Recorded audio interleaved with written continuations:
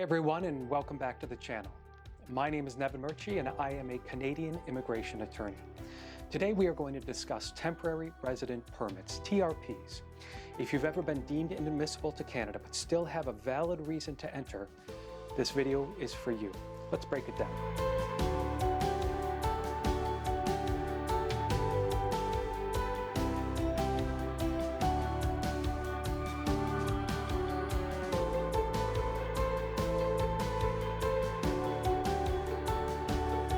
So, first things first, what exactly is a TRP?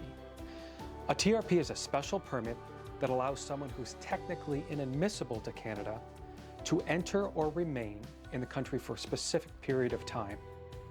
This could be for work, study, or even personal reasons. Now, unlike a temporary resident visa, TRV, which is for general visitors, a TRP is only issued in exceptional cases when the benefits for allowing you to enter Canada outweigh the risks to the Canadian public.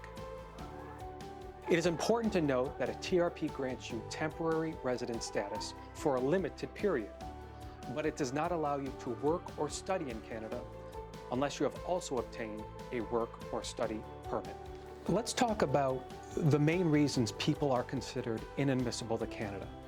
These can include criminal inadmissibility, a past conviction, medical inadmissibility, certain health conditions that may pose a public health risk or burden on the Canadian healthcare system, misrepresentation, providing false information on immigration applications. If any of these apply to you, don't worry, there still may be options for you. So, how do you apply for a TRP? Here's a general step-by-step breakdown. First, determine your eligibility. You'll need to prove that your reason for entering or remaining in Canada is justifiable, and that the benefits of allowing you to enter or remain outweigh any risks. Next, prepare your application. Relevant items may include a detailed letter of explanation, supporting documents such as criminal record checks, medical assessments, or a job offer, and proof of ties to your home country to show you will leave Canada. Lastly, submit your application. If you're applying from outside Canada, you'll submit your application with supporting documents to the Canadian Visa Office in your country. If you are in the US and not applying at a border port of entry, you will send your application to the Consulate General of Canada in Los Angeles. Now, if you're at a Canadian port of entry, for example, a border crossing, you may be able to apply at that port of entry. However, even though applying at a port of entry is permissible, it is not recommended for a couple of reasons. A TRP is an extraordinary request, and as such, the adjudicating officer needs time to research and carefully review your application before making a decision. It's been my experience that if you are going to apply for a TRP at a port of entry, immigration officers like to see that you have attempted to apply for a TRP at your local consulate first. Or, if you are eligible for criminal rehabilitation, that you have applied for criminal rehabilitation and that application is pending. Of course, there are exceptions to this based on the facts and circumstances of your case, but with the bar for approvals of TRPs being so high, it's best practice to try to focus on proper procedure to give yourself the best chance of having your application approved. Finally, if you are filing from within Canada, you may submit your TRP request to the Case Processing Center in Edmonton, Alberta. Finally, be sure to pay the application fee. Once submitted, the decision on your TRP application rests with the discretion of a Canadian immigration officer. An officer will assess whether your need to enter Canada is compelling enough.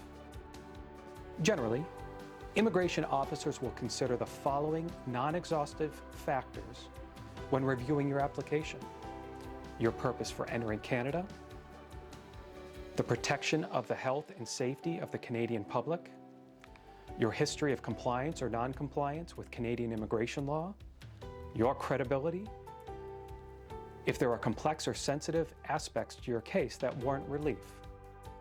If approved, TRPs can be single entry, valid for one entry, or multiple entry, valid for a set period.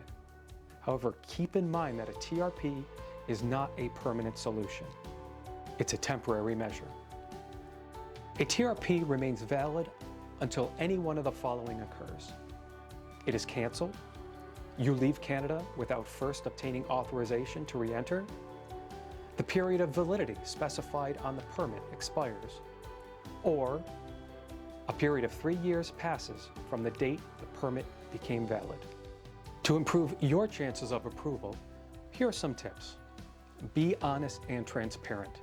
Misrepresenting facts will make things worse. Provide strong supporting documentation. The more proof you have, the better. If you have a criminal record, consider applying for criminal rehabilitation, as that is a long-term solution. So that's a brief overview of TRPs. If you think you need a TRP, do not navigate the process alone. Consult a legal professional who can guide you through it. If you found this video helpful and want more information on TRPs, please hit the like button, subscribe, and email me any questions you may have.